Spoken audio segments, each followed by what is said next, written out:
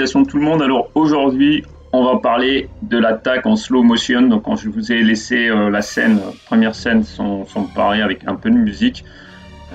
Mais là, on va détailler un petit peu plus en détail ce que l'on voit. C'est pas la même attaque que celle qu'on a vue la dernière fois où j'avais fait une petite vidéo sans voix, un peu humoristique, parce que la scène est un peu humoristique. Mais là, on est vraiment sur une première attaque, enfin deuxième attaque, hein, sur la proie où elle m'a fait un peu le même coup comme on a vu, hein.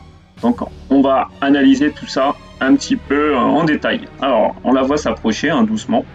Bon, c'est du slow motion, donc c'est encore plus long, mais on la voit s'arrêter, donc analyser. Elle sait qu'il y a une proie, elle sait qu'elle regarde un petit peu de biais, donc elle sait qu'il y a une proie, elle s'est placée, et on va voir un petit peu ce qu'elle va faire. Donc du coup, elle a les pattes figées dans le sol, comme si elle était, comme si elle avait planté ses pattes dans le sol.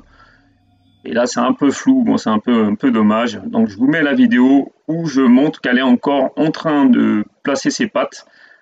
Elle n'est pas encore vraiment ancrée, donc elle a un petit peu avancé une patte, et après, on verra un petit peu plus tard dans la vidéo ce qui va se passer, et pourquoi, enfin, comment elle attaque si vous ne l'avez pas vu. Enfin, normalement, slow motion, je pense que vous avez quand même vu, mais je préférais faire vraiment une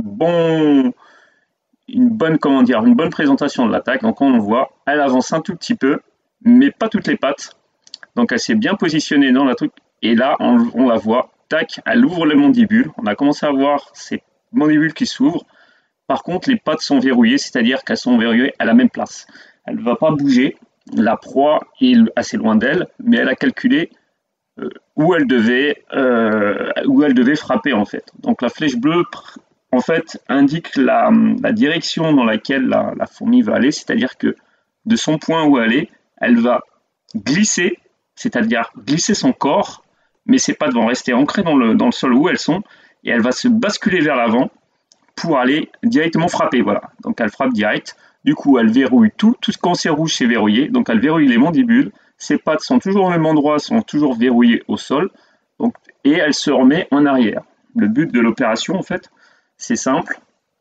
C'est de faire déstabiliser la proie, de la faire tomber sur le dos. Enfin, vraiment la déstabiliser pour pas qu'elle puisse se défendre. Et normalement, une gine ou une ouvrière attaque à plusieurs reprises de cette façon, en avançant et en reculant, en avançant, en reculant. Mais là, on voit que c'est tout verrouillé. Du coup, elle relâche.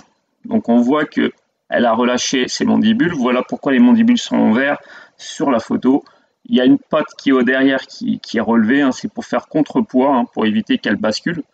Et on voit qu'elle se met en arrière. La flèche bleue va vers l'arrière. C'est pour dire que, bon, elle se remet en arrière, histoire de éviter une contre-attaque. Vous voyez ce que je veux dire? Mais les autres pattes sont encore verrouillées et elle est encore à sa position. Donc elle relâche la proie s'échappe. On voit que les mandibules sont ouvertes, libérées encore. Il y a quelques pattes qui commencent à sortir de leur point d'ancrage, hein. Et d'autres pattes à 50% qui restent à la même place. Et après, ça va être les pattes qui sont rouges, enfin en position ancrée, qui vont bouger, et elle va reculer pour permettre d'avoir une distance qui est, voilà, si elle veut attaquer. Donc du coup, elle analyse, elle regarde, elle vérifie sa proie, si elle va réattaquer ou pas, elle analyse si la proie est dangereuse ou pas, est-ce que ça vaut le coup ou pas. Bon, dans le cas présent, comme c'est une princesse et qu'elle n'est pas fertile, et qu'elle n'a pas de larves, elle n'a rien pour nourrir, une myrmicia adulte ne mange pas d'insectes, hein, très rarement. Donc elle considère qu'elle n'a pas besoin. Et donc elle s'est dit, je ne vais pas prendre le risque de me faire blesser par une proie qui est assez grosse. Et du coup, elle se barre. Mais voilà, c'était plutôt marrant, mais je voulais vous présenter cette attaque un petit peu plus en détail.